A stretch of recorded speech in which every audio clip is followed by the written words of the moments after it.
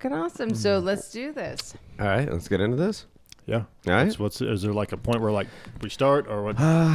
We haven't really, yeah. I think that's it. I think that was the start right there. Okay, There you yeah, go. I think Let's you just start with started it. I think that's good. Just hello, here we go. Boom. Hello, here we go. That This was is it. Chris Hill. So, Chris, you're Yes. from Tulsa. Yes, I am from Tulsa. So yeah, here we'll Yes. talk about Here it. we go. Yes. Yeah. Yes, I'm from Tulsa. Grew up just right around Midtown, 15th and Yale. Went to Okay. school there. Went to school, high school at Booker T, and left for a few years and went down to OU and got my degree there, and then came back to Tulsa and been here ever since. So, You got a degree in DJing? Yeah, they offer that at OU. It's Yeah. great. Yeah.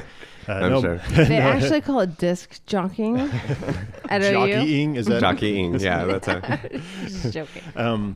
No, my degree is in geography, and I've come back here to do geographic information systems. I work for a computer engineering firm downtown. Oh, very I'm cool. a part owner of the company. I've been there for 14, 15 years. Nice. And so, yeah, it's been just a great deal to come back and find a great company to work for. And then how much has changed since obviously we're talking about DJing and music, how much has changed in that time frame. Yeah. And how more easily accessible music is these days, and how that's a good and a bad thing, as you guys have seen that around. But from a person like me who's always followed and loved music, it's been awesome because you can find almost exactly what you're looking for. And there's a flood of music out there, and you can only like about 2% of it. At least sometimes that's the way it feels. Yeah, absolutely.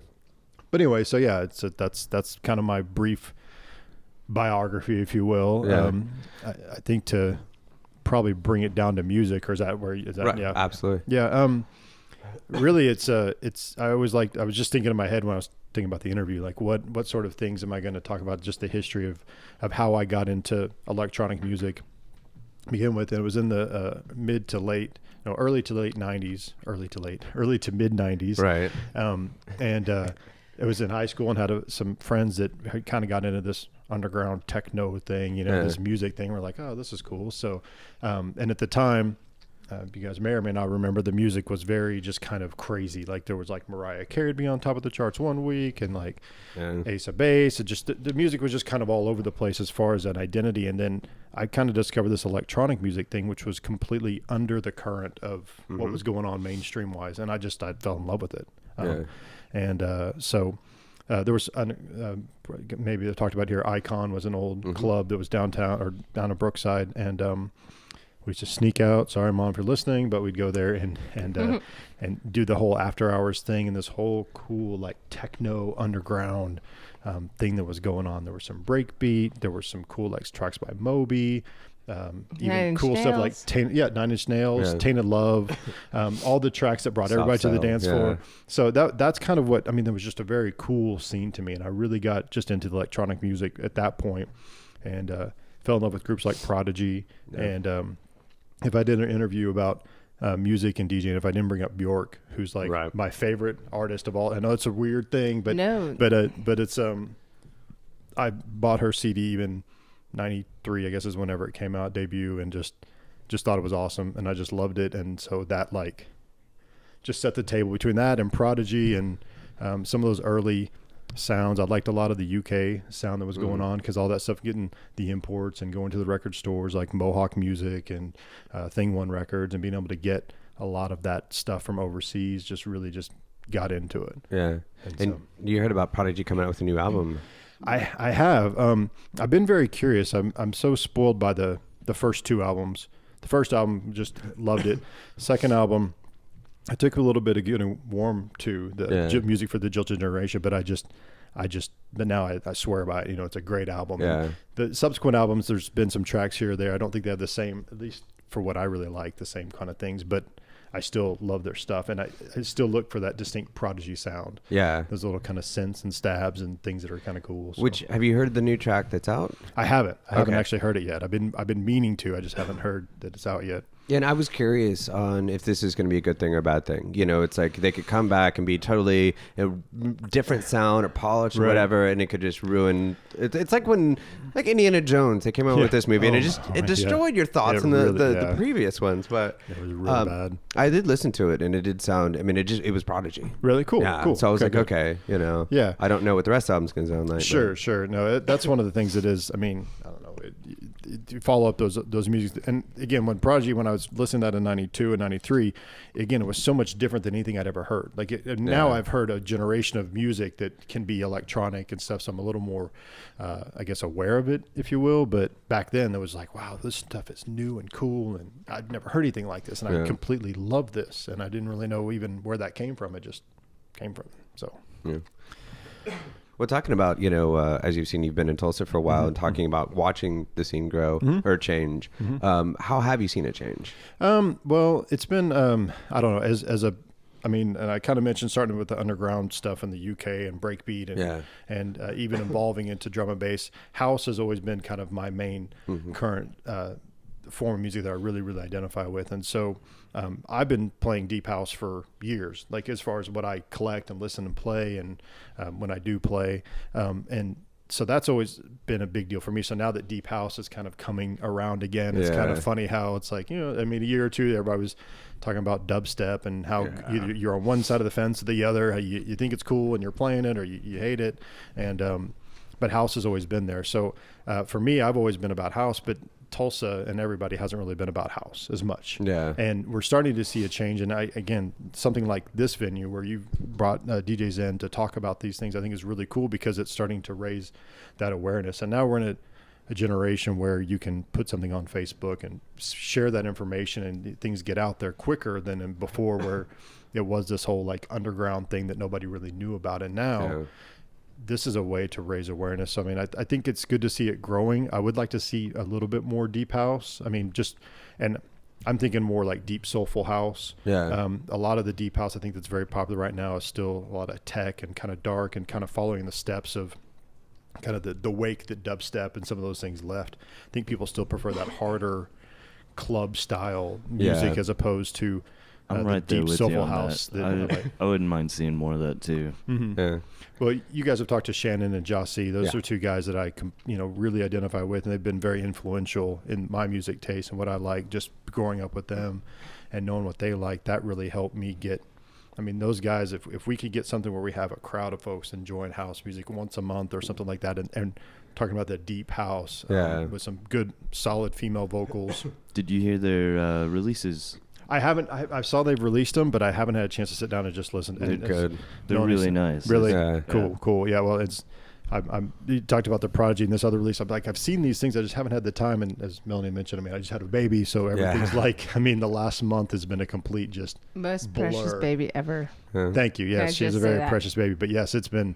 Really, there are some things like that I know they've released, and I know you guys have promoted on here too, just to kind of let people know that they're. And what's cool about those guys, they've been doing it forever. Right. Yeah, this is it's new that it's a release there, but these guys have been putting together their own tracks and They've stuff. been sitting on them for a while. They really have, and that's something and that's why. I mean, I love house music. I've always had music in my life since I discovered the stuff back in the early '90s. I've always had some sort of electronic music in my life, whether I'm actually DJing with it or just hoarding it, whatever I'm doing.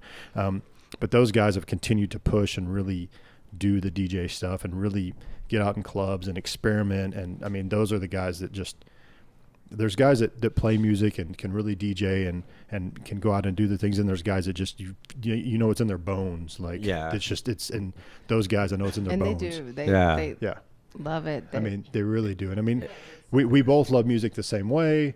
We both love to DJ. We both do all that stuff. But again, those guys, it's just something about the way they're just wired or something. Yeah. It's just kind of, they take that music understanding to a whole different level that, again, I can enjoy, but sometimes it's almost too deep for me at times. So well, and it's one of those things too, and just a community. We're looking at like the Tulsa scene. Like we need, we need DJs. Obviously, we need promoters. We need people doing record labels. We need podcasts. We need everything to work together to build the scene. And that's what I was really excited about them coming out with this. Tulsa label, and I love how they're doing it because they're pushing with their stuff first, right? To kind of like to learn, figure things out, and kind of get things established, build a brand and everything.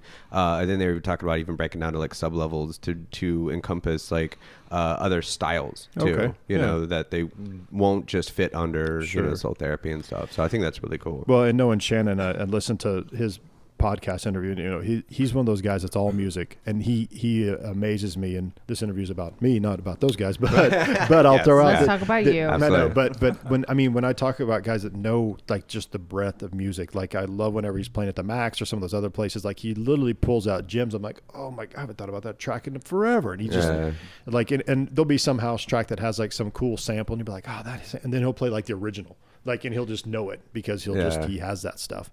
And I'm just like, man, how does he have that army of knowledge of music? I mean, as much music as I think I know, this guy's like crazy. Yeah. So it is good to see them pushing that label where they can do all types. And I know they're going to welcome all types because they welcome all kinds. I mean, that's just the kind of guys they are too. So yeah, if it's something's got soul in it, they're going to want to, use it, push it.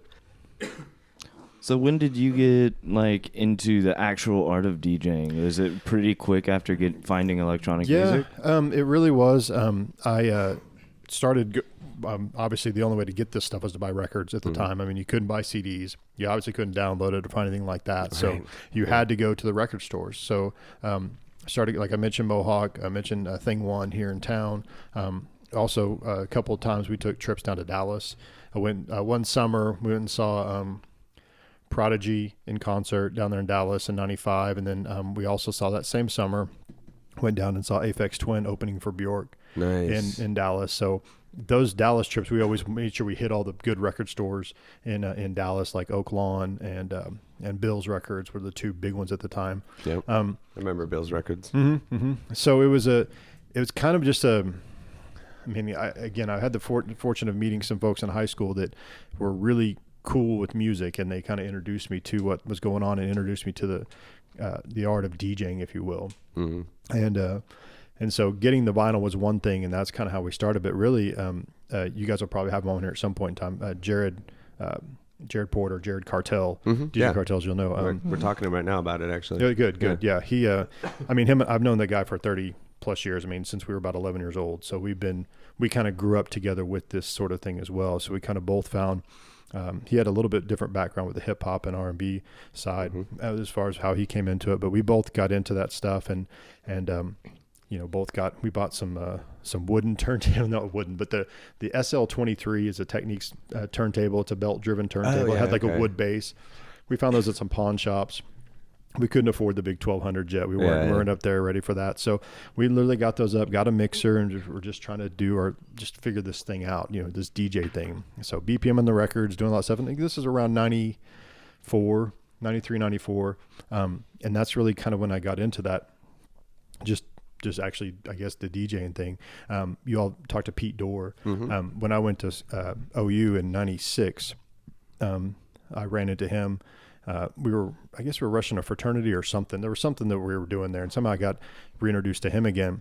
And I remember going over his house and him showing me some things, and he had a studio set up in his closet where he had these soundproofing his apartment so he could DJ in there. And so I remember spending some nights over there just kind of learning some of the, just practicing more than anything. I mean, when DJing and stuff, it really is just practicing.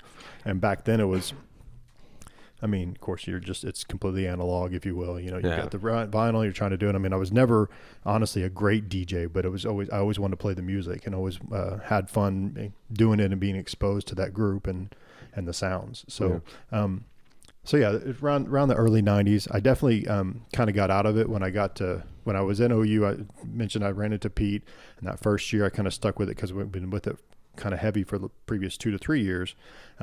But then I kind of got out of DJing a little bit. I mean, I was still doing the music, but I really wasn't DJing or gigging or anything like that. When I was at OU and then got out of school at OU, I got married, was doing that stuff. So I never really kind of got back into it around 08, 09, whenever going out to clubs like Temple and being reintroduced to this stuff. I'm like, man, I love this. I mean, it's good to be back where I can go hear this kind of music and really enjoy it. So I got back into...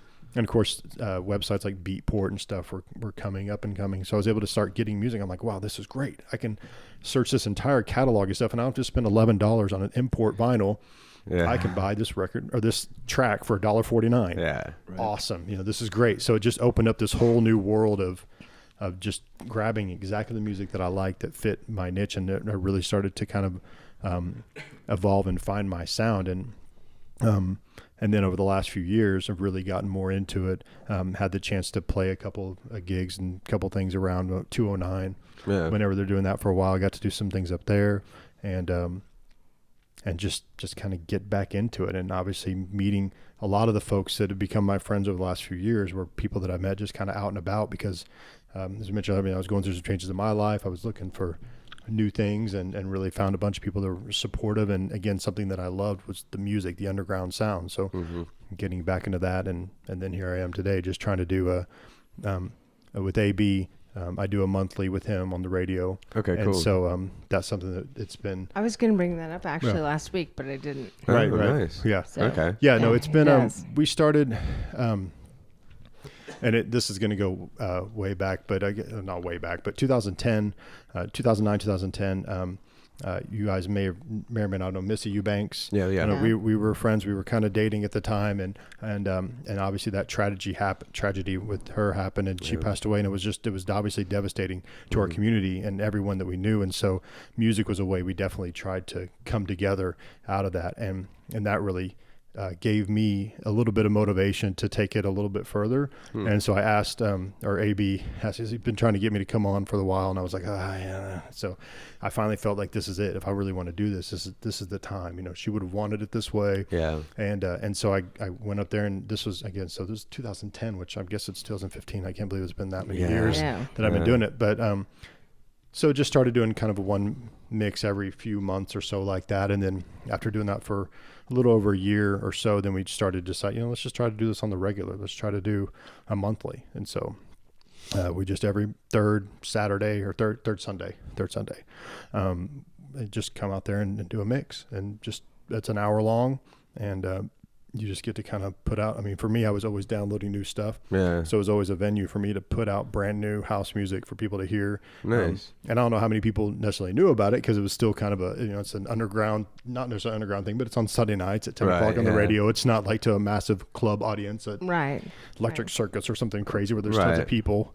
But I've had a lot of fun doing it, and it's fun to listen over the years and watch as my kind of sound has evolved. And I do think that I have developed a distinct sound that, if you heard my mix versus Shannon or Jossie's, I mean, we're all deep house, but something like that. That's Chris. Yeah. There's things that I like that are, that do kind of, I guess, maybe identify what I'm sounding like. My wife might be like, oh, it's that track again, because she's like, not again. She's not. Can you stop playing this She's track? not a big house music I'm not fan. either. Really? Yeah. No, she's really not. I'm not either. She loves dance music. She was a dancer in high school on the dance team, so she's always been around music and that sort of thing. So it's not unusual for her, but she's just not a club kid, if you will. I mean, right. Yeah, that makes sense. So yeah, it's a lot of the deep house stuff. She's just like, it just sounds the same, and I'm like, no, you don't understand. Thank you, Chris Hill's wife. It does. No, I'm telling you what. Okay, that's just so me funny. and you, sister. We're talking about the same thing. That's true. It is funny. It has that, but I mean, obviously, if you're in the sound, it doesn't. I mean, absolutely. There's ebbs and flows. There's things like there's different. I mean, and for me, I like a lot of vocal house is really, I mean, a lot of the house, I've got to have a good, strong female vocal, along with the good synth stabs and stuff. And when I talk about stylistically what I like, that's the kind of thing that. So you like more of a female vocal than male? Yes, absolutely. Yeah. And, Why is that? I've always liked female vocals. And I mentioned Bjork, so that obviously sets me up for, hey, that guy's weird. I mean, even folks like, Adele, Nora Jones, Carrie Underwood. I mean, we're talking about like voices that are like awesome, amazing voices. So, I mean, and Alison Krauss, Everything But the Girl, Tracy Thorn. Yeah. I mean, I stumbled onto her in 94, 97. And, I mean, and there's great male vocalists out there. There really is, but there's just, I don't know, there seems to be, I don't know, more character in a female's voice, or at least with the male vocalist, they don't know how to use it enough to get that character. You know, well, I'd say emotion is not the thing. Character is. There's a difference. I mean, if you think of like male vocals, I mean, there's some great male vocals depending on what you like, and right. You know, but I think with the female vocals, the frequency range typically leads itself into a lead line easier than a male vocal would. That's pretty technical. I like that. I like that, but. Yeah. Well, and if you think of like the male singers that really stand out, I'd obviously say JT, and look at just the range that he has. Justin Timberlake. That's true. Yeah, That's true. right. You know what I mean? No. As cheesy as he may be, he's amazing. I think he's great. Really, he's very, very talented. I mean, who can shit on him? Not one of us here. Not one of us here. I saw this one YouTube video. No one can shit on him. Where's no one. the cellophane? Right. Okay, I'm taking it easy. But no, I mean it's an interesting discussion because I when I do look back at the music interest that I have, I mean I really do. I mean it's if you look at my CD collection of stuff, I mean there really is a strong female vocal. There always just has been. Sade is another one that I just absolutely just love her voice, and so you just can't. But I'm trying to think of any male vocals. I mean there's in the deep house stuff. There's Robert Owens has done stuff, but he kind of has a weird voice. It gets it can kind of grate on you a little bit if it's too long. Whereas and I don't know, house music can be repetitive as far as the cuts and the vocals, depending on how they fit them in there. But yeah, it just depends on the track if a male vocal really works for me. Because I do have some house tracks I really love that are male vocals, but I'm about 99% female vocals. Yeah, stuff I'm the same way. Yeah, and I mentioned all the artists that several of the artists that I really like. I mean, I have all their CDs. That's just what I've always, when I say that I never left the music, I was always looking for that, just whatever sound, whether it's the latest country stuff or whatever. I mean, I was just looking for a really awesome female vocal that's what I really dig. So right. And since we, talking about like deep house and stuff like that, we're talking about, bringing up the education and awareness for deep house. Well, let's talk about the genre itself and what it means to you. Okay. What defines it to you? Again, I think the soul element is what really, again, there's a lot of elements of deep house, it's tech, progressive, what sort of things, but the soulful element, and I do have an interest in, all kinds of music. So you do look at different things that filter in. And so I think soul is a characteristic in a lot of tracks that make them popular as far as like what we're listening to on the radio, like even the Bruno Mars song that's right now, the Uptown Funk or whatever. It's just like, it's all the rage, but it's, it's the funk kind of soulful kind of thing. That's so good, though, really. And I hate to admit that I love it, but I do. Right. So, so for me, it's, I don't know. Chris no, it sucks. Actually, what's funny is I'm not a big fan. I can recognize why people like it. I'm not a big fan of the song, though. It's just kind of weird. I just don't know. It's just not my exact thing for whatever reason. I still have not heard this song. You live under a rock, get out from under it, and turn on a radio. I don't know. I don't really feel like I live under. No, like you usually find everything before anybody else does. How has he not heard this? Well, he in the music video, he's wearing hair curlers and making them popular again. So okay, cool. Wow. That lets you know. That's good. Yeah, no, we need those to be back. Yeah, absolutely right. I mean, that's probably the most exciting thing for mailmen all day long is when someone's wearing those curlers to get the mail. Someone was saying, though, actually it was Jossie, I think, and Shannon. No, not Shannon. Aaron and Jossie talking about disco coming back and how they're... And that's kind of similar to what that song is, I think. It is. Yeah, there's a lot of funk, especially what's online, but getting on Beatport and stuff now, a lot of, the disco house is very popular as well. So, but as far as, again, I think just being exposed to a lot of hip hop and soulful kind of stuff, I think that just really identify with that. I've made a couple mixes for AB that on the radio, just kind of a soulful unification sound. Like, we've had all this drama, it seems like, in the news the last 6 months or so or whatever, and I was like, I got to put together a track that's just talking about like unity and like people being together and stuff. And what else does that better than deep house or soulful deep house? It just talks about just being together, and obviously there's a lot of music that does that, but for me that's kind of one of the things. It is a unifying, it's an uplifting sound. And I mean as much as I can dig a good tech house or progressive house or anything like that. Sometimes it's, I mean, a soulful house just feels like it just warms your soul. I mean, obviously not to. There's definitely a use the certain. I always think there's a certain smoothness Yeah, in the way yeah. that deep house operates. It's almost like kind of bouncing along on some ice and you're gliding or something. Yeah. Well, and that's what I mean. Bouncing on ice would probably suck. Sounds like a I was just disaster. like mental picture of that one. Well, yeah, I was doing the wave motion with my hand. Yeah. Right. Not For those of translating you to who cannot words right. see what Yeah. we're doing, Right. Milo is Yeah, exactly. motion of That's the Milo's doing this. But that's the whole deal too with my DJ name, if you will, is Chill, which is actually just C Hill, so it's not Right, Chris, so yeah. not anything amazing, but it exactly typifies the kind of music. I mean, again, I'm not chill like down tempo. I'm chill just Right. like just a good vibe. I mean, that's really what the stuff that I play, the way that I feel about the music I play is just a good vibe. Yeah. And that it just kind of reflects. I mean, people that know me hopefully know I always have try to have a good vibe and a positive outlook on stuff, and hopefully that comes across in my music as well. Because that's just who I am. So I think I've only seen you play one time. it was terrible, right? It was terrible, right? I absolutely hated it. yeah, exactly. It was just horrible. well, she doesn't like electronic music. Yeah, I really no, it's don't. like- It's not my that's thing. what she hates. Is he going to play another song, or is it the same song? I'm like, again? why do you not play anything but one continuous song, Right? Chris? Yeah. What are you doing? Yeah. I think you And played for my it next at track, ZMI. it's an Yeah, hour. no, I did. That yes, was the yeah. one time I've seen you play Yeah, out live, yeah. actually, Yeah. and loved it. It was Yeah, a cool. really Yeah. good song. Yeah. Absolutely. No, I really. Perfect. Your one song you played all night, I loved it. Mm-hmm. No, but really, that's the one time I've ever seen you play out, and Yeah, lately, I don't know that you have. I do. No, I haven't really played on it in a while. It's been. I mean, I think the ZMI thing was the last thing that I did. Just kind of out and I about. don't know mean, if you were there, Justin. It maybe? probably was. Probably.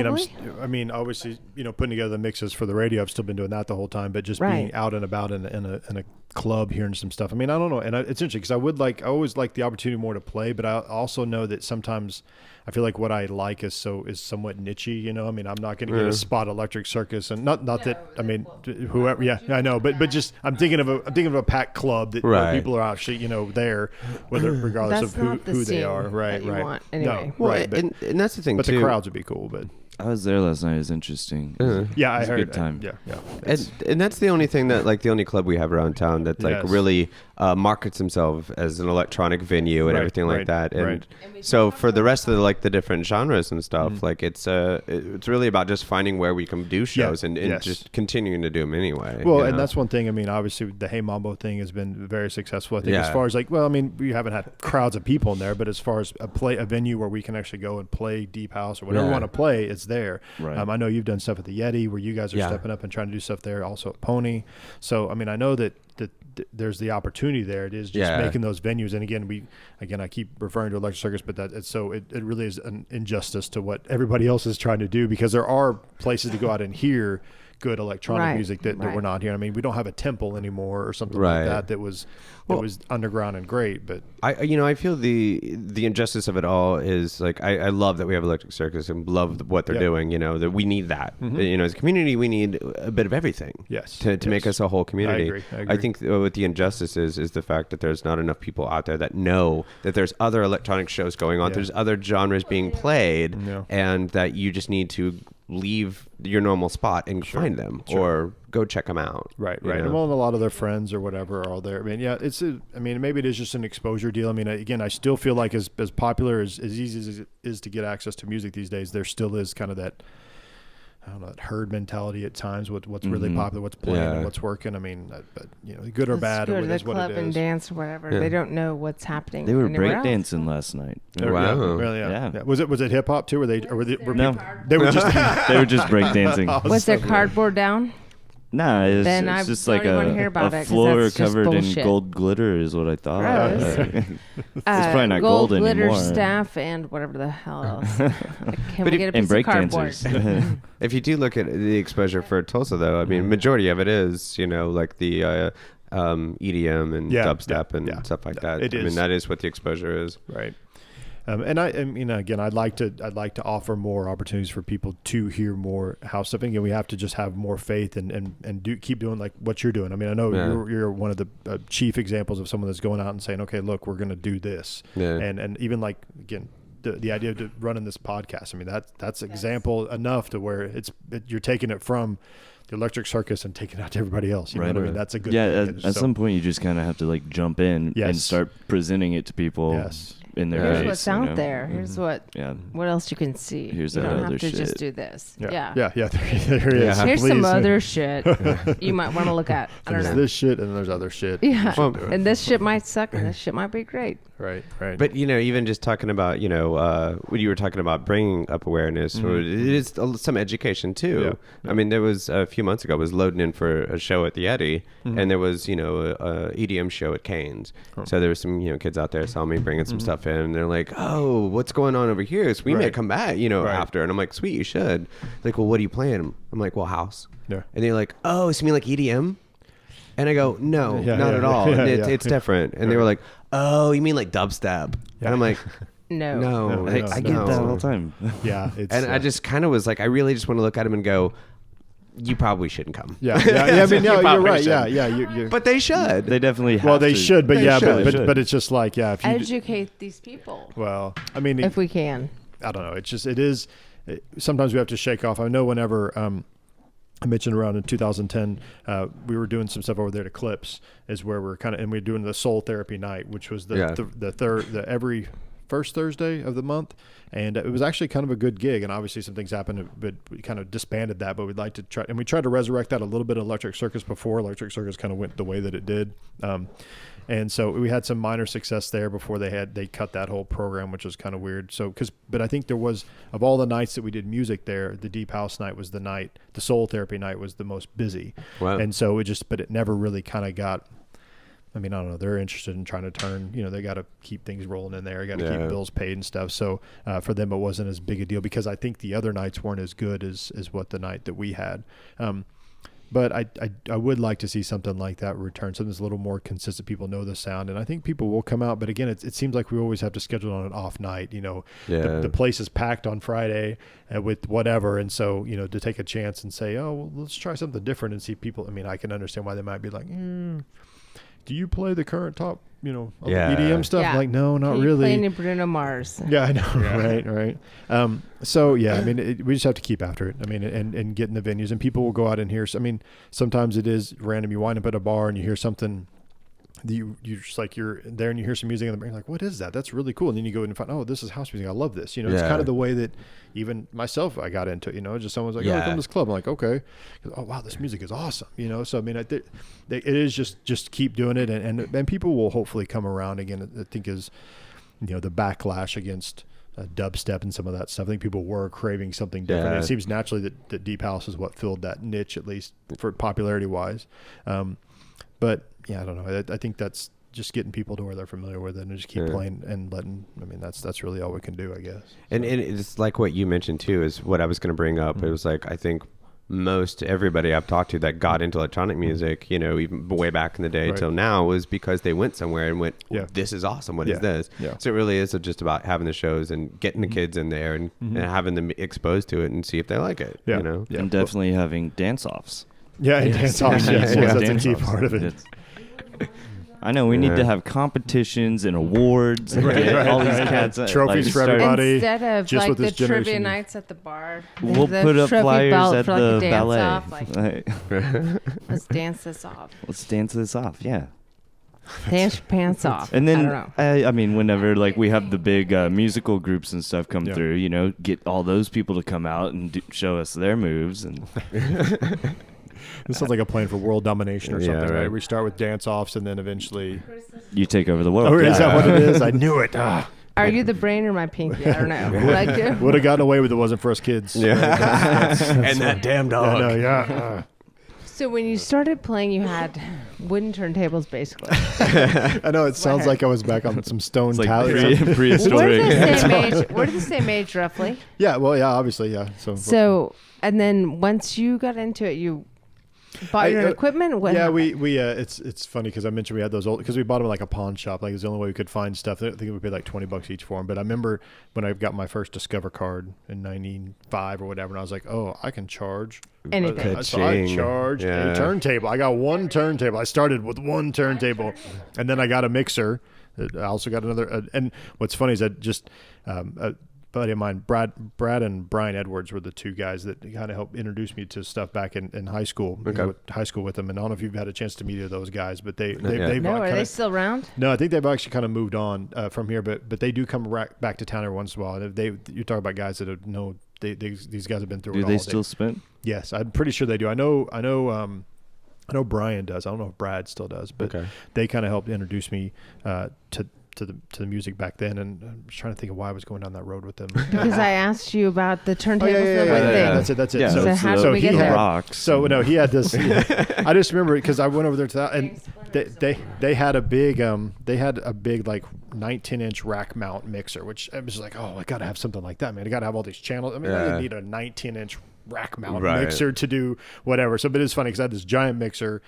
These old turntables I had one nice Technics 1200, and then I had one like this old beat up turntable, and so and then my buddy Jared, he would have one. So when we get together, we'd have the full set and can kind of mess around with it. So yeah, that's when we really first got and again, this is 95, 96, somewhere around there, before we finally had some legitimate equipment. But we weren't really doing a lot of gigging stuff. I mean, that's just messed not around. Yeah, it's really more of a bedroom DJ. I mean, Jared was doing a little more stuff than I was, but I was just always just kind of messing around the house and just doing my own thing there. That's just kind of how I was with it. I never really was out. But you knocking down the scene and stuff. Very what's the word? I was gonna. Was that a question? I know, right? What's the word I'm looking at? I think there might be more than one word you're looking for. I should say antiquated, but I don't think that's the word that I wanted to say. I just keep thinking about the cavemen with the rocks. And they're blending the grate of one stone with the grate of another. No. Yeah, another guy's pounding something. One guy's doing grading rocks. With how did you get so familiarized with playing? I guess. Well, just really practicing with it. Just kind of. I mean, we knew the general feel, and I'd had some people that shown me, and I'd seen DJs in clubs doing this sort of thing. So it wasn't like I was like, well, how do you know? I mean, I knew what needed to happen. I knew how the tracks need to match up, and I was definitely one of my hardest critics as far as like, oh man, that mix was just not perfect. You know what I mean? You just got to, whether it's just the phasing or whatever it is you're going to bring the track in. And of course on vinyl, you know, you really are flying blind compared to how you are today. I mean, you really have to know your tracks, and that's something that, I mean, we spent a lot of time just obviously BPMing our tracks and kind of not necessarily counting intros, but kind of figuring out, okay, how long does this intro in? And we just, you know, have to kind of, again, you're doing it the old way. And that's why I give salute to guys like Pete Dorr, folks that have just been doing it that way forever. And I definitely, the digital music thing helped really bring me back into it, just because, again, I'd have to have a whole bunch of equipment to download and play music and have a whole, you know, a closet filled with records like I still do, which are just sitting there because everything is digital now. Yeah. But having everything digital would really help usher me back in, because I don't have to have a big footprint of stuff to just go out and play music. Yeah. Which has been really, really cool. So do you play with CDJs now? No. I have a Denon controller, MC6000, that I've had for a few years now. I keep looking at some of the newer, bigger ones. When I got that, I think that Denon was one of the few companies that was making kind of a really well-built machine. I think there was some other tractor control, some other things that, I mean, they were okay, but I really wanted something that was just built nice. And the Denon, it's almost built like a tank. I had the NS7 for a little while too, the Newmark NS7. Okay. But it wound up being just such a heavy beast to like tote around, and so I wound up selling that and getting the Denon because it was a little bit more lightweight, and I just liked the equipment better. But now Pioneer's really come out. I mean, the last couple of years with some really great controllers that, I mean, are huge, and you kind of get that feel of, you know, having almost original set, you know, almost having two turntables and a mixer. Probably my ideal setup that I wanted, I just haven't put forth the money, is the Denon 3900s. The CDJs that had like the 9-inch platter on them to spin.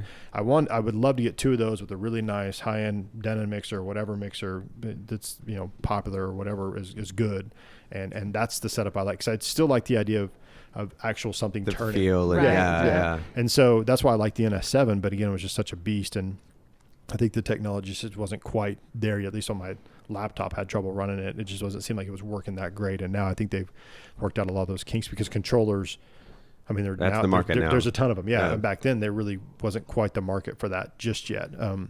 But yeah, some of the newer controllers, again, there's a new one that Pioneer just came out with that's really cool, using Rekordbox, which is a really cool way, I guess, to sort your music. Oh, and yeah, then, that's right. And then working with that control. So, I mean, there's things that I've looked at, but now, of course, priorities are completely different than they were even a year ago. So Absolutely. it is, I mean, I'll probably move that for the near future, but it's just, it is a great piece. It allows me, I mean, for DJing house music, I'm not cutting and scratching or doing anything crazy, Right, you know, yeah. I mean, it's more than adequate for what I need. Sorry, I had to. But, you know, perfect scenario, I'd like to get the new NS7 III that just came out, or again, that Denon setup that I talked about, having those kind of large, because the new Mark has about the 7-inch platters, where the Denons have about the 9-inch. So you're getting a little closer to the size of a real turntable. And just the physical motion of something turning is still cool. Yeah. Because that's how we got started. So. And it's still cool that, you know, they do have like even like the Tractor records and stuff. So you can actually run up 1200s and still have the record and stuff. Yeah. Yeah. And even that's another, I mean, that would, I guess, another dream scenario is to have the two 1200s. Because actually my 1200 now that I had is over at my buddy Jared's house. Because he does 12-inch skins. I don't know if you're familiar. Yeah. So he, so that it's been on displays everywhere with that's my turntable with his stuff that's on awesome. it. So, but yeah, so the turntables aren't even at my house right now, which is unfortunate, because I've got all my records and they're just sitting there, and I'd like to get a lot of them digital, but that's just a lot of time to go through and get all that stuff converted over. Yeah, you might as well just see if it's already out there. And a lot of and what's great too, I've actually just found this recently, and I thought it was really, really cool. One of the records that I really was a big fan of in the mid 90s, kind of with the UK garage sound that was kind of up and coming. It was Ice Cream Records, and it was I just loved the tracks. Like, they were just the exact kind of tracks that I liked at the time. I could never find them here, of course, because here in Tulsa, we were following a little bit of the Dallas sound. So unless you knew exactly what you were ordering, a lot of the stuff that came in was the kind of breaks, the DJ IC, the stuff like that, which is cool. I mean, I love that sound, but it wasn't, I mean, I wasn't able to find house records. So when I went out to West, to Phoenix, with an ex-girlfriend of mine, we went out there, and I was able to find used house records, because they didn't care about house either. They were doing the big breaks thing there too. Right, yeah. So house records were like at a cheap premium. So I'd pay $3 for this import record. So I found this Ice Cream Records was just a great label back in the day. And then I found out I guess it was about a year ago, they released their whole library on Beatport or something like that. So, and just because I knew I was looking for that, all of a sudden it was like, bam, they have it. So I went and just downloaded like all of them. Like, it was like, it was complete euphoria that I found them. Yeah. Another story along that way was, back in the early 90s, one of the record labels was Night Force Records. And they've had a lot of breakbeat, UK style breakbeat sound, and I mean, extremely rare. I have one of their records. They're very hard to find, and I've just looked them up on the internet, and their label had released all their stuff on their website for you to download for free. Yeah. So, I mean, you could download just zip files. Had cover art, had all the tracks, and they were already like maxed perfect sound. I was like, so I downloaded just a ton of them. And then a couple months later, I came back and they had shut it down and released them on something like Beatport or something. So you could download them. So I got the whole catalog before they moved them over. That's awesome. But finding those old labels and finding that music was just like complete euphoria, to find those old things and make them cool. I mean, and have them digitally, so I don't have to sit there and press, because again, there's a lot of the tracks that I knew that I liked, but I could never find on vinyl. So now I have them all, which is cool. And that's always a topic of conversation, talking about being an old school vinyl guy. And being the way technology is now, back then, of course, we talked many times about how it was about searching for records, and you were kind of identified as your record. It's the records you would play, right? And a lot of people are just pissed because you can get anything online. Everybody can get the same kind of stuff. Sure. But we also talked about earlier tonight that it's just there's so much out there now. Right. So there's still a lot of sifting to go through. Oh yeah, I argue there's even more sifting to do, to be real honest. But I do think it's good you bring that up. I would like to comment on that, because I think it's something that there is this whole like old DJ, new DJ thing going on. That's I think it's died down a little bit. Yeah. But it just seemed like, even to me, it was always about the music. So whether you played on a controller, on a Hercules controller, or you played on wooden turntables back in the day. I mean, it didn't matter. I mean, and for me, I was like, I'm playing out this control. I mean, if someone wants to see me on 2 turntables, and I mean, you know, I the way I see it, I earned my stripes back then. I don't have to prove anything to anybody. You know, I just want to play music, and that's what the controllers and stuff allow us to do now, which is, again, it's a good thing. I mean, we're not. I mean, I know vinyl sales are back up to where they're breaking records of all sorts. No pun intended, right? Right. But they're selling more. They're selling more records today than they have since like the late '80s, early '90s, or something like that. Which is, again, I think it's kind of cool, but I also think it's kind of like ridiculous because I'm just like, really, people like.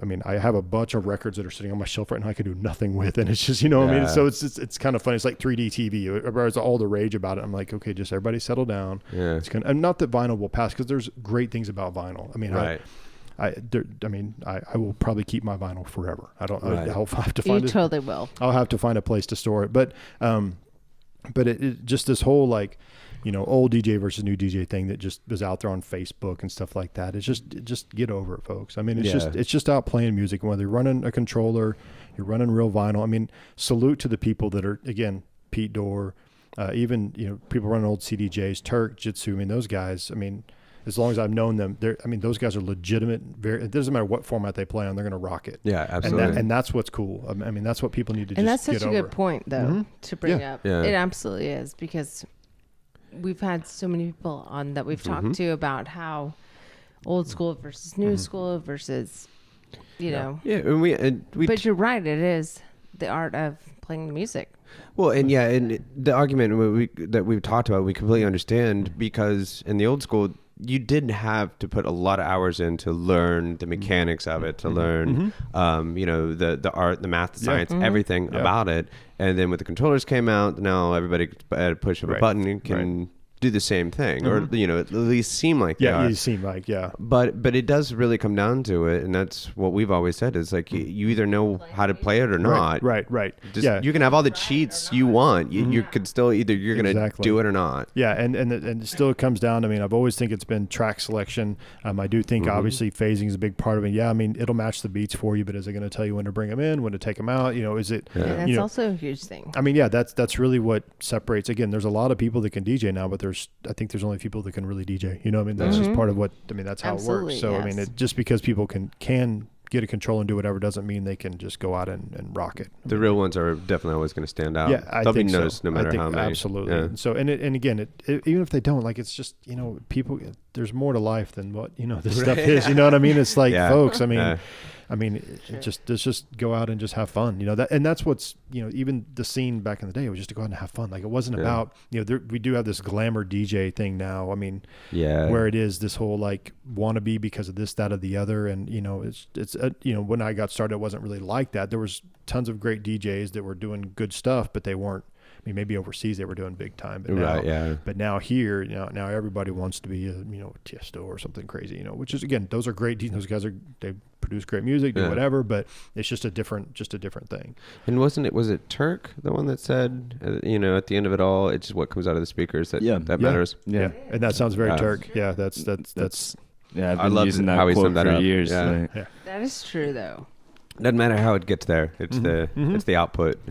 But yes, that just, it is what comes out of the speakers, and understanding your crowd, what they're feeling, what you want to play that you like. That, I mean, for me, my favorite thing is to play music and have people dance like that. Yeah. Like, I mean, obviously I like the music myself, but if I'm playing it and I'm feeling it and you're feeling it too, that's cool. I mean, I can get up there, I can play tracks and be like, you know, just do my thing up there, and I'm up there by myself, you know, because nobody else. I know. But ideally, if I'm feeling the groove and you're feeling the groove, and normally that's the way it works. When the DJ's feeling it and they're really up there working. I mean, we're not talking like holding up the CD, you know, like the whole, you know. Right. But if you're really feeling it and they're really doing stuff, you know what I'm talking. I mean, that's cool. You see the arena guys doing. Yeah. It's a lot of the arena guys. That's like the arena signatures, you know. It's just like, I'm doing, you know, which is kind of. We're doing the heart shape thing. Yeah. I mean, it's. What about all these Life in Color shows where they like spray paint on you? Yeah, they get like, it's like this fire hydrant thing, and they're just spraying the crowd down with paint. Kind of old school like that, I think. I mean, we don't need all of that to make a show a show. You don't need all of the. Well, I love performance elements. Yeah, I can agree with that. It goes both ways. I mean, well, there does come a point in your life, as much as I mentioned, like playing to crowds and having people dance or whatever, like when I see those big arena things, like you see them on YouTube, and like the big like arenas are just filled and the place is just packed and there's all this, I mean, I'm like, okay, that's so not me. Like I'm so not in that crowd. Right. I mean, I would never be in that crowd. Yeah, I'm just. We would never even be there. Yeah, I mean, I'm like I said, I'm turning 40 this year. You know, I mean, that's just the last thing that I want to be involved. But there was a point in my life maybe that would have been cool. Maybe, I mean, I don't know, when I was in college, 19, 20, maybe. Teenage kid or something. But I mean, even so, like just adding elements of like some lights and stuff like that. I'm always really into that's that. Not but a thing. not throwing paint and that's not like a projectile. Well, it can be. Have you seen my lasers? Okay, actually, yes, and that's true. The other night, Take it easy. I had like 4 or 5 lasers going on. It was like, all right, come on. I cannot look straight because I might burn my retinas. Yeah, nice. Just the show.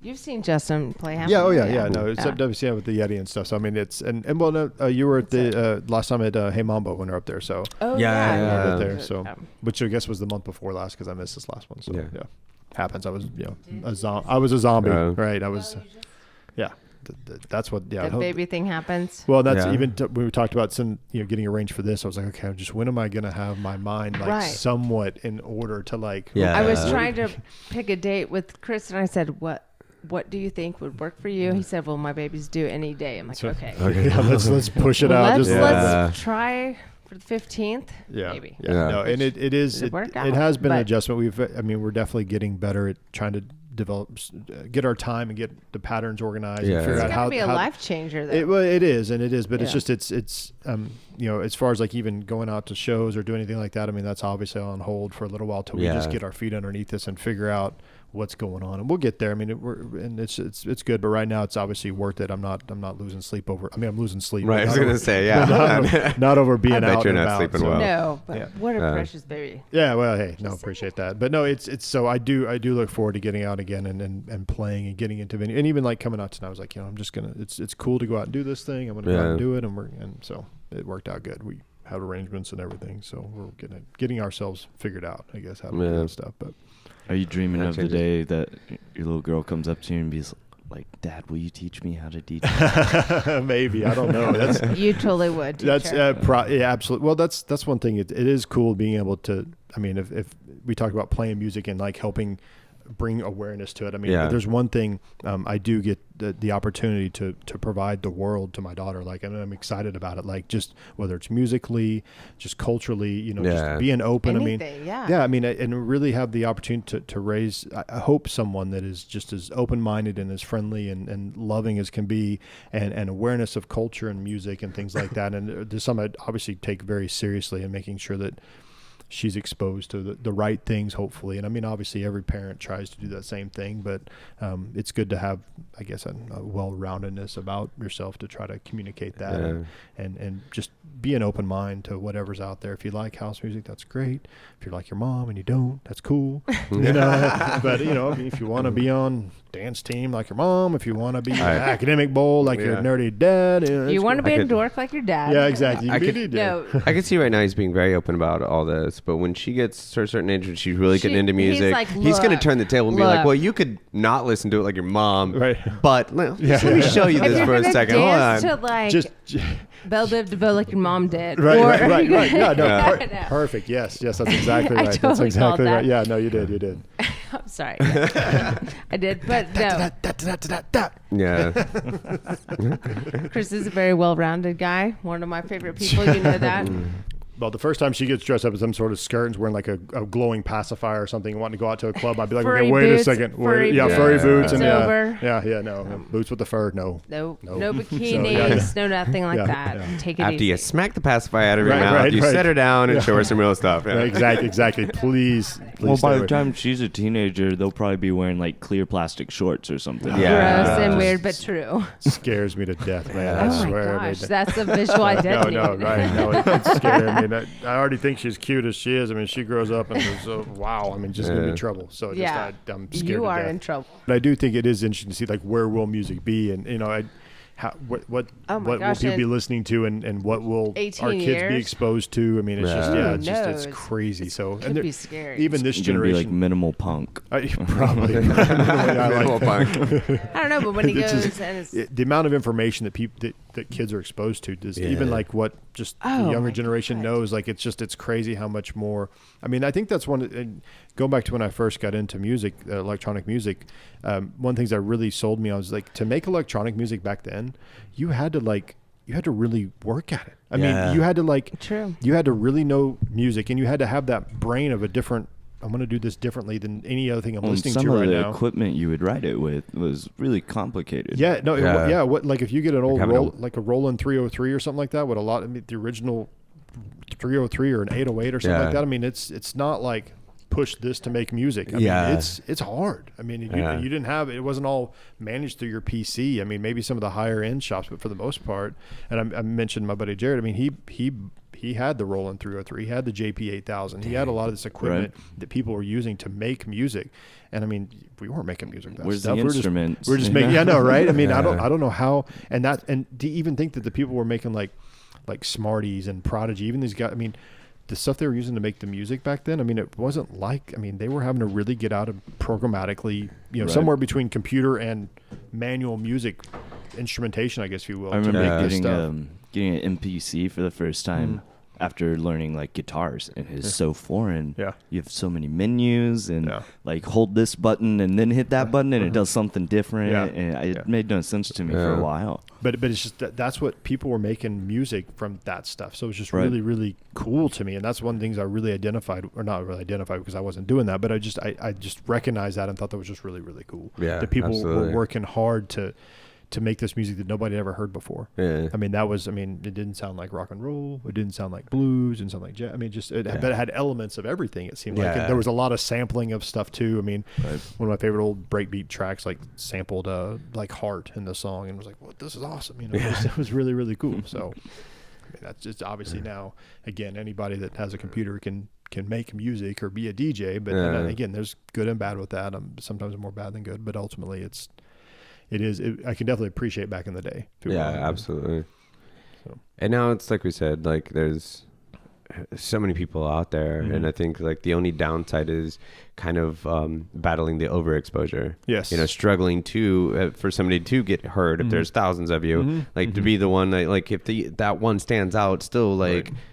How much exposure are these people getting to that one versus the other 999 that are doing it that are kind of whatever. Right. Well, and sometimes I guess maybe gets undervalued too is like some of the DJs that do make it and make it big and become this. I mean, those guys probably worked really hard. I mean, I don't. Yeah. I mean, they really, really did. I mean, whether they were doing self promotion, whether they're doing whatever they were doing to get out of where they were into some big sound. Maybe they had one great track that just elevated them. I mean, who knows? Yeah. But oftentimes those guys are some of the hardest working guys out there. I mean, it's just like And again, now that people start DJing, they're like, oh, I want to be like Kyoki or Tiesto or whatever. I mean, they don't realize how much effort it really sometimes takes to get to that level. Just like if you want to be an NFL football player, well, look, the chance of you being an NFL football player, pretty, unless you're just. Yeah, you pretty much have to like eat, drink, sleep it. Like you have to dedicate everything of your life to it, make your life decisions around it, and do it for like years and years and years. It's not like they just started and bam, there you go. Right. I mean, there's been obviously cases of that. Sure. But for the most part, it is these guys. And once they're there, I mean, again, they're working hard and they're doing their things that they got to do. And again, there's a market for it now, so maybe it's a little bit easier. But I definitely think a lot of those guys that are up there doing their things, I mean, they are eat, sleeping, and breathing this stuff, which I'm clearly not. And other folks got normal lives and things to do. So it is, for people that are getting into this stuff and just recognizing that and give them props to those guys that have gone on and done successful ahead of time and made that scene for everybody. I mean, I guess that's a good thing, but definitely has its ups and downs. Yeah, well, it does. Everything does. Especially when it comes to this stuff, and that's I don't know. It's as I've watched, just as I've changed in the music that I like when it is, and there isn't really any form of electronic music that I really don't like, which is kind of cool. I mean, I do like a lot of drum and bass. I do like some of the liquid funk stuff that's been out. I mean, obviously deep house is a big thing. I do like a lot of the old techno. I mean, there's a lot of, and when I do play, I try to always throw a couple old tracks in there into my mixes and stuff. Just the people that know that have been there. People that know like, oh yeah, I recognize that track. Yeah. So anyway. But you do some drum and bass though. I've never really mixed drum and bass at all. I mean, but I like a lot of the easy rolling kind of cool vibe type drum and bass stuff. I don't like the crazy jump up. I mean, I do like some Delinja tracks or something like that once in a while, but it's a little heavy. So sometimes it depends on the party, right? Yeah. So. Are you looking to play out live in the future? Yeah, I think it'd be fun. I mean, I do, doing the radio gig, I really do get excited for new tracks and putting them out there. And I should, it's really on me. I mean, I feel like I got to really just, ask and be like, hey, I want to come out, or, you know, you're doing this thing. I mean, and I just haven't really done that for whatever reason. So I think as life settles down, I think I would like to revisit it. And because again, over the last few years, I have played, I played at ZMI with those guys. I played at 209. We did that thing at Soul Therapy, Electric Circus there for a while. The thing we're doing Soul Therapy at Eclipse back in the day. I mean, I've definitely played different venues and different things with those guys, with Shannon and Jossie and all that group. So I still see that possibility there. We just got to work to get those things on the regular. And try to get something established again. And every time I'm, we got to do this, and I don't do it. So it's really, if I really want to do some more stuff, which I think I would like to, we just got to get out there and do it. Well, Aaron's talking about bringing Soul Therapy back. Yeah. As a monthly. Yeah, I would love to. And if obviously one thing is the venue, trying to find that location. And so, has he mentioned where or anything? You're just trying to. I don't remember what he said about that. I don't think he mentioned a location. I don't think we have a spot. Yeah. No, and we could always keep poking you too and try to right. Well, it would be fun because I would like to have something that regularly. I mean, I like the expression. I'd like to get out there, and again, the monthly mix gives me a chance to do that. Yeah. But I would love to just be able to play and have friends of mine that I know dance and groove and have a good time, and even people that I don't know, they're like, man, this stuff's cool. If we just do an open studio, and so you can just have a show at the studio.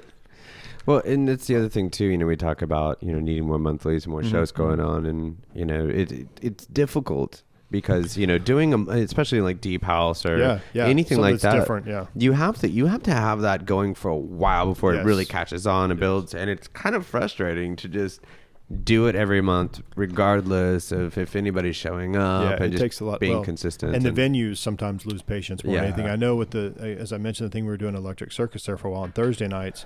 When we had it, we started out doing every Thursday we would do a different genre. Like the first Thursday of the month was deep house. The second Thursday was like drum and bass.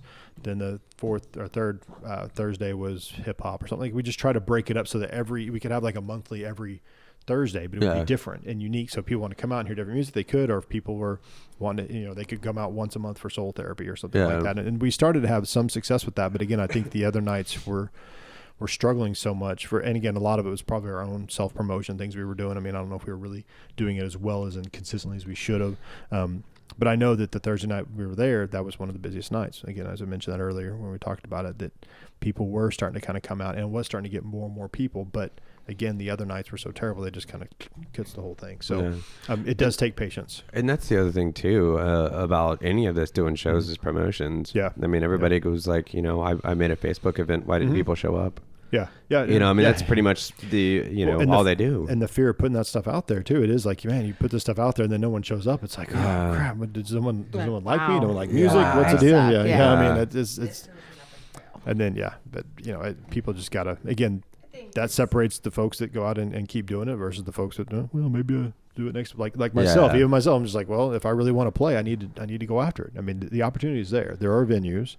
I know enough people around to say, hey, whatever. So, but again, if I want to take it beyond that, I need to do it. Yeah, but the unfortunate thing is, I wish it was a little bit more open so more people would be doing stuff. You know what I mean? We need more people doing more house shows and deep house shows and getting the awareness out there. But it does make it difficult, and a lot of people just, I wish it was there. Right.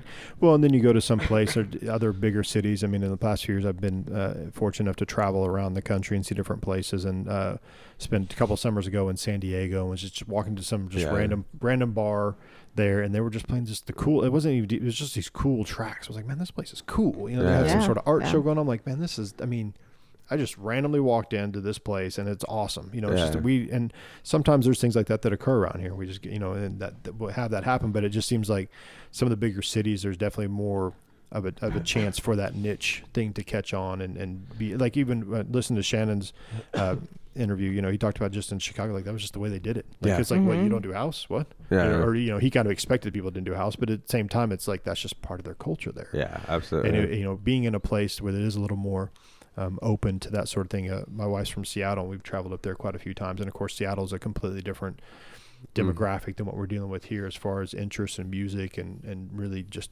being open to everything. You know, so much music has come out of Seattle just because again, they're so wide open.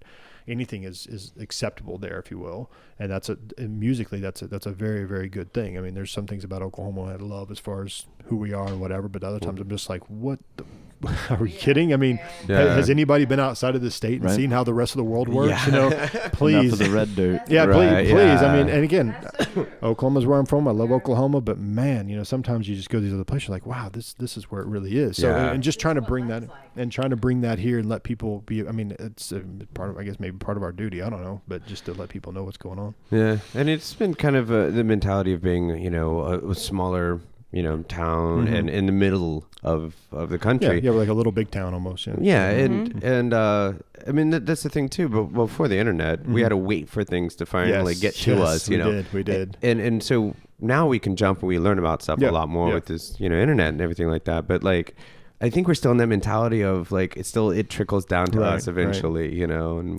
we'll catch on eventually. Well, it's like whenever dubstep finally died here, it had been gone for a long time from the coast. You know, it took it did take a while for the death to creep in. You know, It was a dark day. It was a dark day when that finally got here. I'm just saying. I don't know. It might take a couple of generations of like internet children before it's wiped out. Yeah. Internet children, I like that.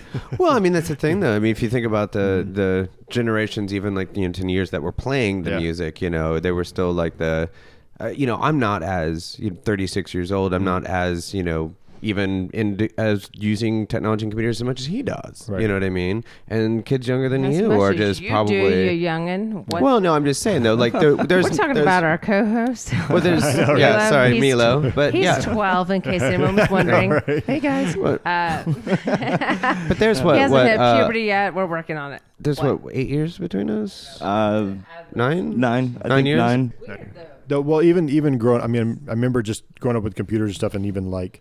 It was high school when I started to write my first papers on a computer, and like now I can't write a paper without a computer. Yeah, I don't know if that's the same way for you or whatever. Based on the even just like talking to like, you know, some kids and whatnot, like, you know, younger than me and whatnot, we were talking about like, you know, the way it was like when you got home from school, you know, you always come home and like, you know, hang out with kids around the neighborhood or something, or, you know, you'd go into like, you know, use the phone and like, call your friends and they're like, when you know, I get home, I, you know, throw open the computer, I'm Skyping with like 10 different people at the same time. We're all just all chatting and hanging out. I'm just like, how crazy is that? You know, like such a difference. Funny was it when we were kids and we didn't have to like text each other to know where we were going to hang out. No, it's weird. Or we just would didn't always know where we were going to be, or I just didn't see you until school. Well, or you on Monday, you were stricken by your neighborhood and how far you could walk or ride your bike. Absolutely. How far my mom would let me go before dinner. For real. Very much so. I never, whenever I went out with my friends, it was a thing with, we talked at school, we know what we were doing. Right.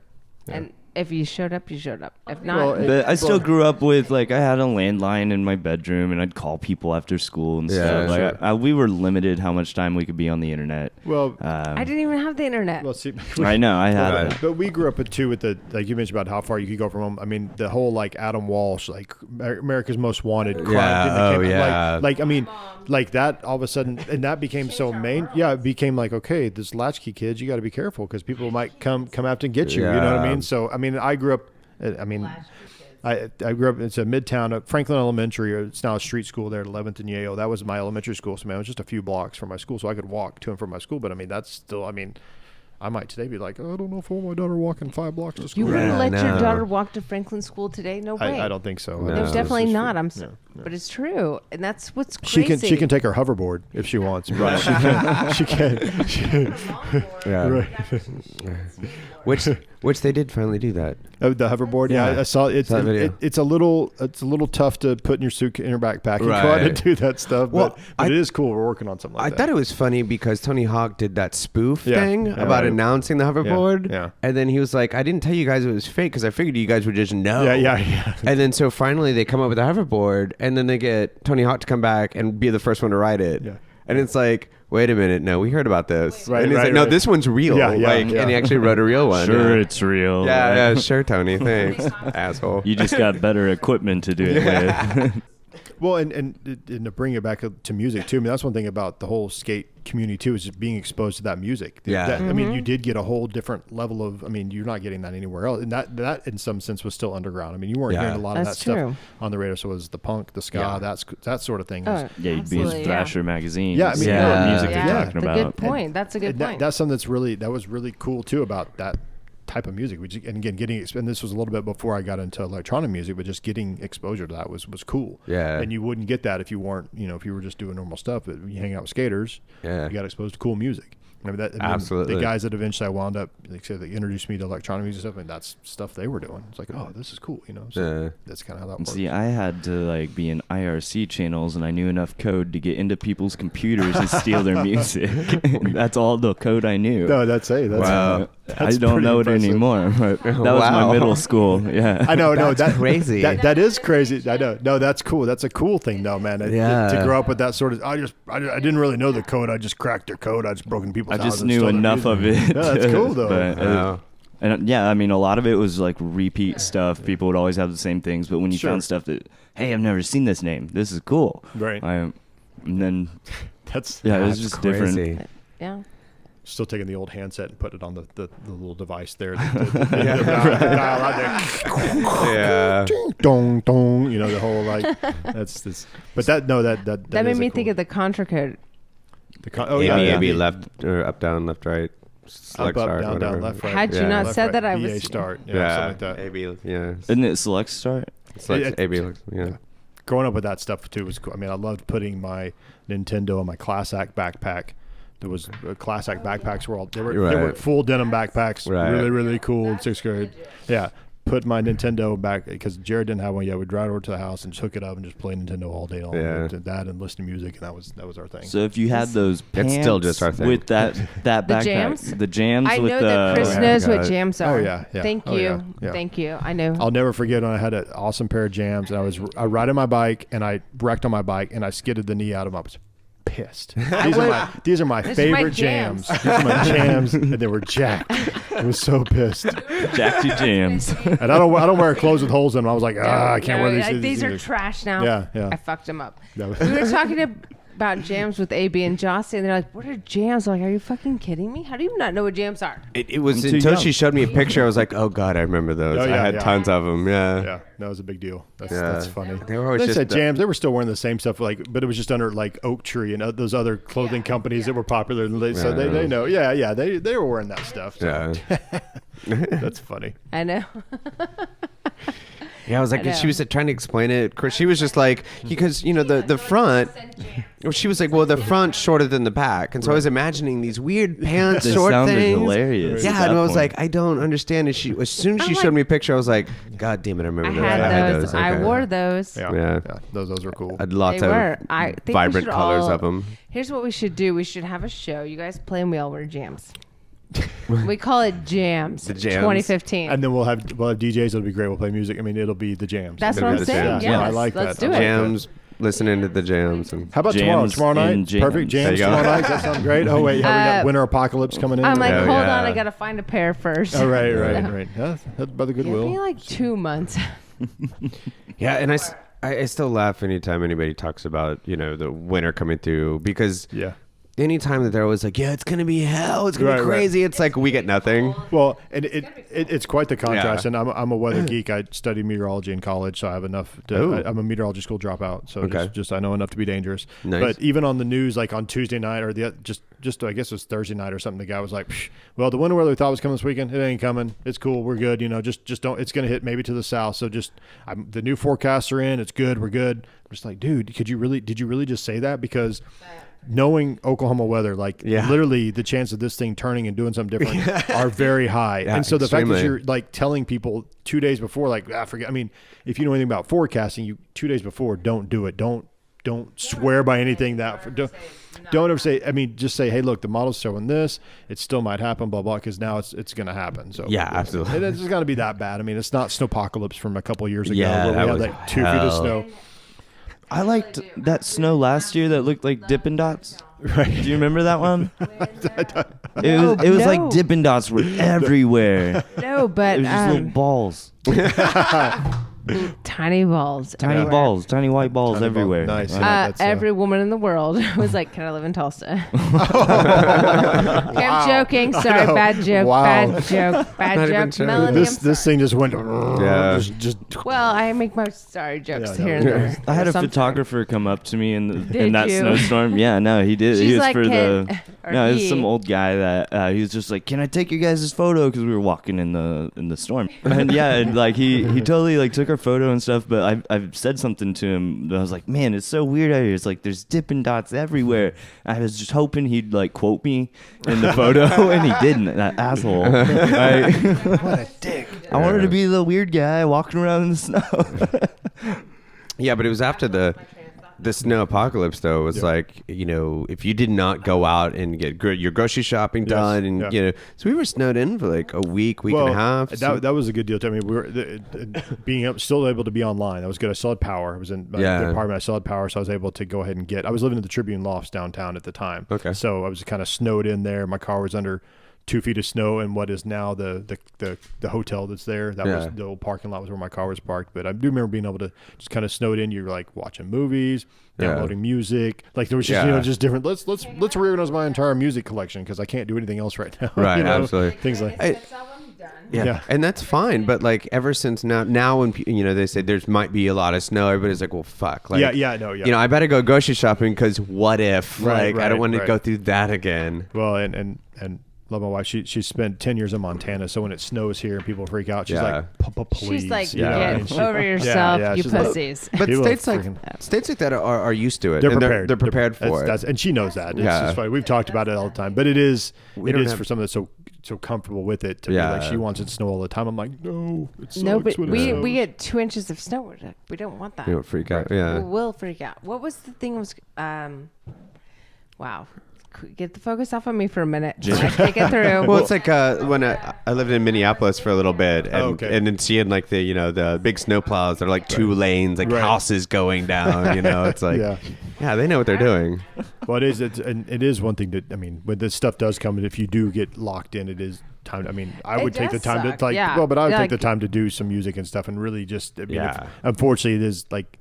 Just being grown up and adult, you still have to try to go to work or whatever when it snows like that, and that's the thing I kind of miss being a kid. You could just kind of sit around and play Nintendo all day or whatever you want to do. That's true. I mean, that's still what I do. I still do that. I know, right? Oh, damn. I have a old Nintendo hooked into like a Commodore 64 right next to my bed, so I can just lay there and play. Perfect. Yeah. Well, I have a couple of games I've downloaded from my iPad. They're old, like Mega Man 2. I only did Sonic for it. Yeah, I only play classic. Like I'm sure if I'm sitting there, and I have the Game Boy Advance, and I play and I have all the classic. I don't have any of the new games. I have all classic games. So I'm over there playing like the original Metroid and Castlevania, like on a plane. I'm sure like these kids are looking at me and go, "What game is that?" You only have 2 colors. I know, right? I was jacked to get Super Mario Brothers for the Game Boy Advance. Like now I can play the original Mario Brothers, which was the rage. I mean, you could not wait to get home to play Super Mario Brothers. I mean, that was it. You could show Chris the game that's online with the there's a Super Mario online that you can play that you can choose your characters like Metroid, Link, really? like all of these old characters. Wow. But like when you get like power-ups and stuff like that, it's not like you just instantly, like if you get a flower, you're throwing fireballs. Like you could be like, you have one of their weapons from their video game. in the Mario world. Yeah. Cool. And so they still move and act like Metroid still Right. does this little jumps, with this flip and stuff. The screw attack is what it is. Yeah. Yeah, cool. Yeah, So that's funny. it's pretty interesting. So on the Game Boy Advance version of Mario, isn't that where they start introducing like you collected all the coins on this level and you got all? I these think so. I hits think there's some other things that are in there too. The one that I have, because I have the one that has Super Mario Advance that has like Super Mario Brothers 2, and then I have the one that has the regular Super Mario Bros. And Super Mario Bros. 3. So they do have a couple of extra things they added to the Game Boy Advance. Interesting. But how do we get? I told you. When we derail, we derail. I know, and that's what You know what's really I'm worried- interesting though, honest to God, is that every DJ loves video games. I ran into Jossie yesterday, and he had just bought a new video game that was his Valentine's Day. Yeah, he's a gaming fool. Yeah, he's a yeah. game master. I think he's Captain N. I asked him if he wanted to hang out for a minute, and he's like, "Well, no, I gotta get home and play my game." Yeah. I think we should do a video game podcast with DJs as guests and see if we just start talking about music. Right. I like to see if it derails We the should. music. That's you what know? I'm wondering. It is, though. Don't you think is it's funny. interesting that every DJ we've talked to is into video games to some extent? Yeah. Well, I think there's some kind of correlation there. Maybe I'm not sure. I think just a lot of people are. Though, I mean, I'm a huge gamer, but I'm not a DJ or into house music. So there's that. I'm just scared that someone's going to tune in this podcast saying, I'm going to hear all this great stuff about Chris Hill and his music and blah, blah, blah, and whatever. And it's just Super gonna be Mario like, Brothers. what the hell? Like in hour 2, it just really gets crazy. No, but that's cool. I mean, hopefully people, at least we get the good stuff up front. Yeah. That's the best part. Well, I mean, the best thing about leaving it open for derailing Yes. and being open format is, just being more personable and actually getting to hear just more things about you to really make them feel like they kind of know something about you. So connect where with you. were you taking your Nintendo in that backpack? Just over. I know. I was on my Huffy bicycle. Yeah. I was going down. No brakes. No brakes. No. Trick pedals. Nope, nothing. Not, I was. That's funny because I've never was like that kind of way with my bicycle. Never put the trick stuff on there. I was never like the BMX kid. Right. I drove a Honda Civic for 14 years. Never tricked it out. So just, No fin on the back. What's up with that? No, I did. Well, the one I did was spoiler, but that was it. So For real? yeah, I did. Well, it was. Wow, you have a they come with- spoiler on your Civic. The Civic Si. Yeah, it was the Si. So it was, At least it's not. Have you seen like the ones that are like 3 foot tall and some of them? And it's like, yeah. what are you It's only doing? cool if that's on like a Supra, then it's cool. But otherwise, no, just don't do it. Don't do it. Yeah. I mean, yeah. Don't get carried away. I'm gonna put one of those on my van. Is it Yeah. a boat? Is it a plane? I know, right? It's gonna take off. I don't need a pilot's license to drive this Honda, okay? You might. You might need a captain's license. I got that. Are you really? Are you a captain? Have you met me? Yeah, you're not a captain. Captain Morgan. Yeah. I'm not a Captain Captain Morgan. Morgan. I'm not a captain. I'm nothing. She's Sailor Jerry. I know, right? I'm the Kraken, Chris, okay? Okay? Yes. That's pretty Take good. it We easy. covered it all. That's great. You just You're just welcome. raised it. Yeah. Raised it. That was Yeah. perfect. Yeah. I like how it was all rum though, but Well played. yeah. Well played. Squirting squid ink. Like, I know. It's just a defense mechanism. I'm sorry. yeah. I was just a little nervous before we started. I didn't. Sorry. Can't see through this shit. Wow. I love that you said that, and I don't know what you're talking about. Yeah. If anything, always a good laugh when people listen. Yeah. To it a little That's bit a later. good one, yeah. Yeah, that's definitely something that's been said to us many times. Like, so there's some episodes, I learn a lot. There's some episodes I just can't stop laughing. I know, right? Good. I don't know if you guys really talk about anything, but it's good. Right. Well, For the entertainment. it has been fun to kind of. I guess we've been on here a while, so probably start bringing it home. But Yeah, I mean, absolutely. it's cool to listen to the other podcasts and hear where people have come from, and know that again a lot of their stories are like mine too. They just kind of stumbled into it. They heard something cool and they went on with it. And just again, it's always been about the music for me. I just want to play whatever. I just want to download whatever, and a lot of stuff I download, I don't play, or I may not, but I listen to it in my car or whatever. I mean, Yeah. it's just something that. So the music has always been a big part of what I do, and whether I'm out DJing or whatever, it's just part of who I am, and it's a part of who my family will be, and other things like that. I intend on hopefully carrying on that thing, at least the open-mindedness that being exposed to different kinds of music brings. Yeah, and absolutely. so whether it's world music or whatever, and this is kind of a geeky story. I don't get too far into it, but one of my latest things I've really enjoyed is I've been to Japan a couple times, and Iceland a couple times, and it's just places that I just love to go and love to visit. And I found that I can listen to this Japanese radio station over here, and just I can go on. It's on online, squidtv.net or something like that. Of course, it's a squid. Yeah. And it's I know, right? Full circle. Bring it back around. Yeah.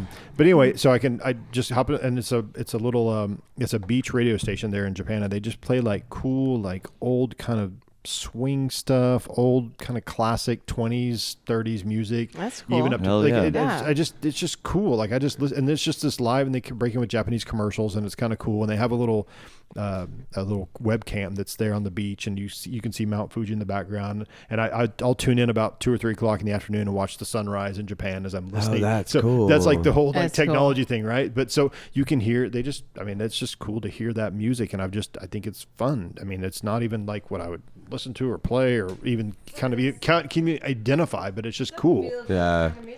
Well, it's just I love that music, but I Absolutely. I can't say I collect and Yeah, know a there's lot no- about that stuff. But I love putting it on and just letting it roll. Yeah, Yeah. and that's what it works. It's perfect at work because it does just kind of fall into the background, and I can just hear whatever. And again, I like the fact that it's Japanese and kind of cool. So, Yeah. The commercials gotta be fun. the commercials are fun, and I can pick up some words here and there, but it never really enough. Are they to know super it. excited and? It's not quite like what you see on TV and stuff. They're a Okay. little more relaxed because they're talking about different shows they've got going on and stuff that they're trying to get people to come to. But yeah, it's not like, I mean, some of the TV stuff you've seen is pretty extreme for Yeah, Japan, yeah. and a lot of it is like that. The commercials are pretty hilarious and pretty fun to watch. They are.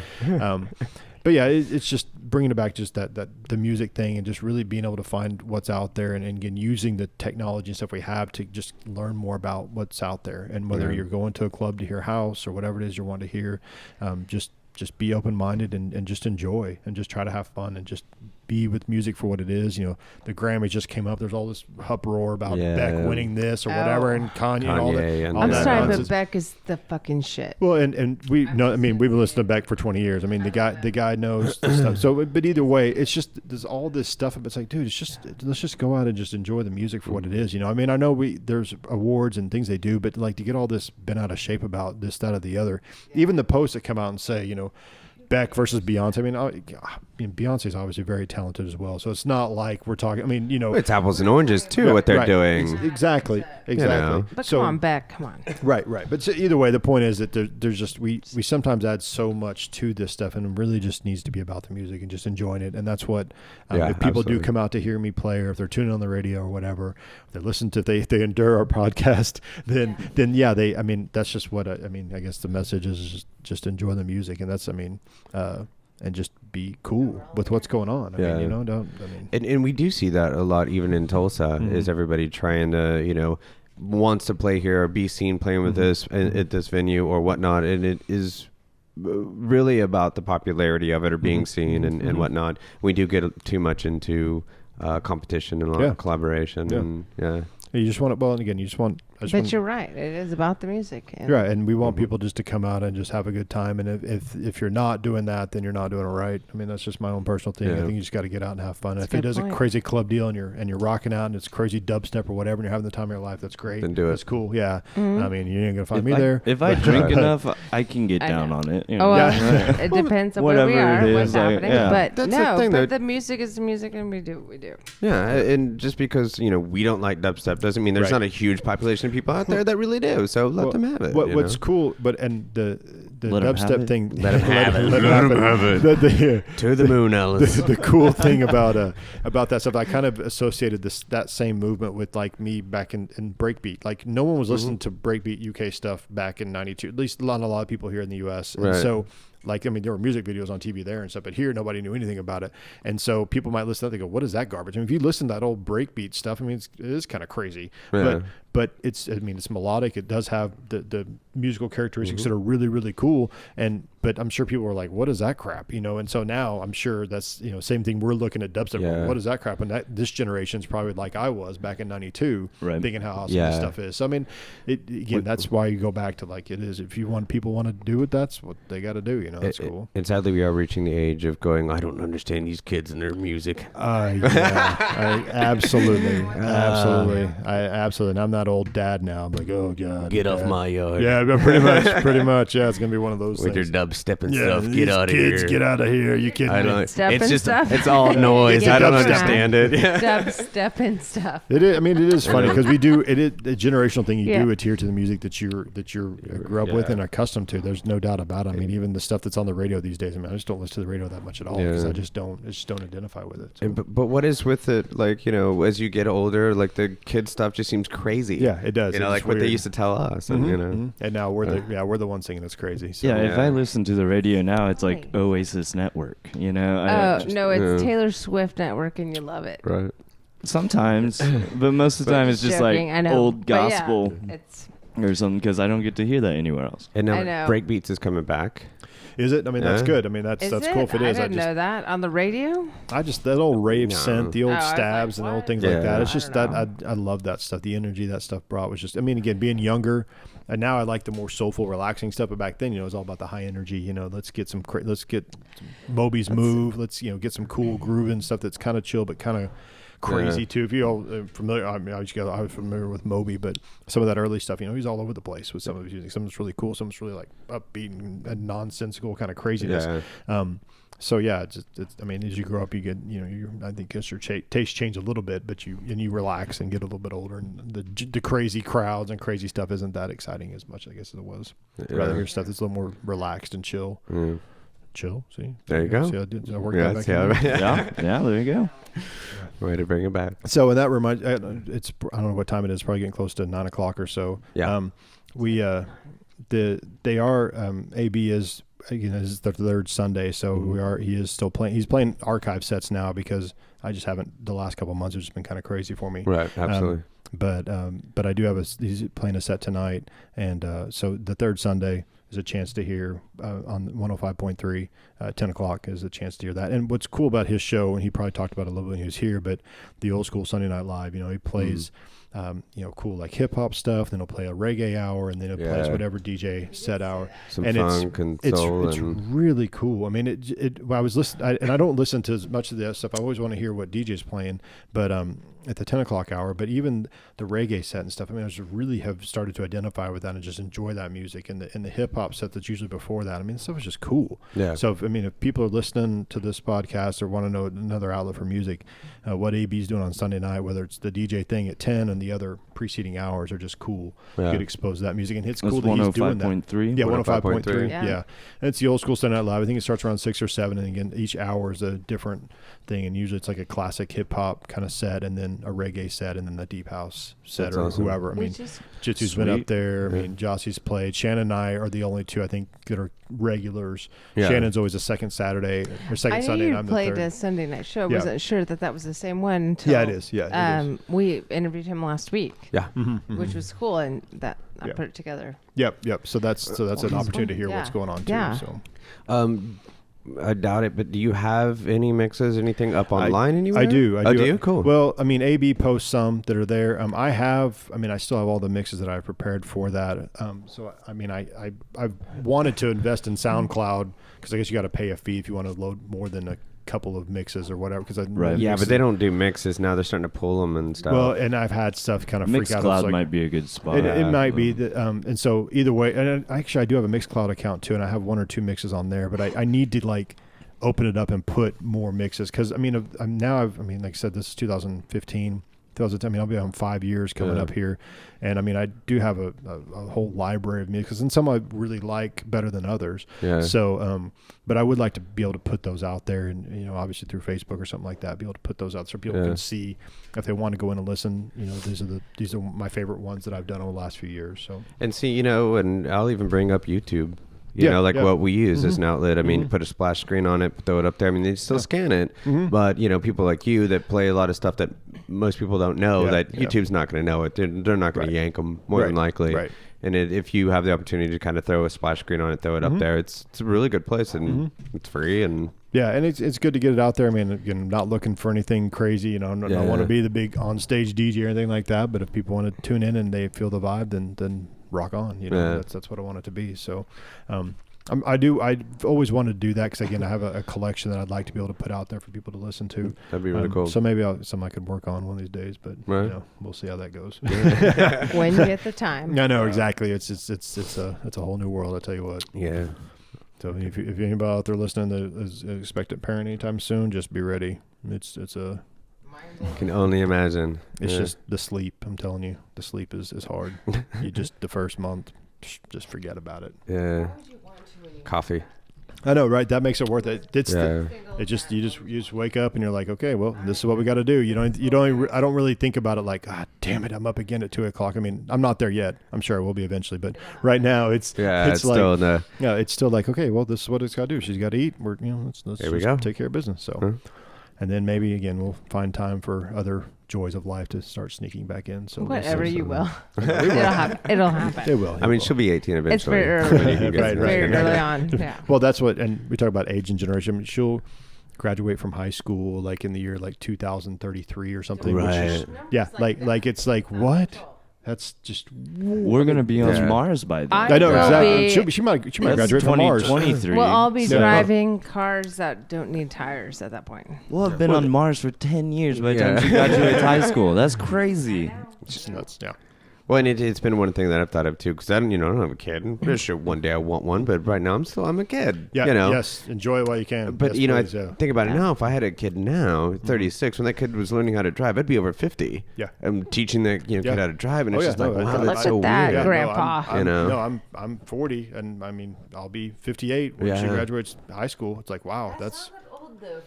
No, it's not. To us, it does. But compared to my parents and other stuff, well, to us, relatively, it is. But now, someone said the other day, by the time we are... Someone born on this planet now will live to be 140 or something. Yeah. I actually said didn't say it. This is actually was who said smoking, it about you too? This smoking out there. I said it.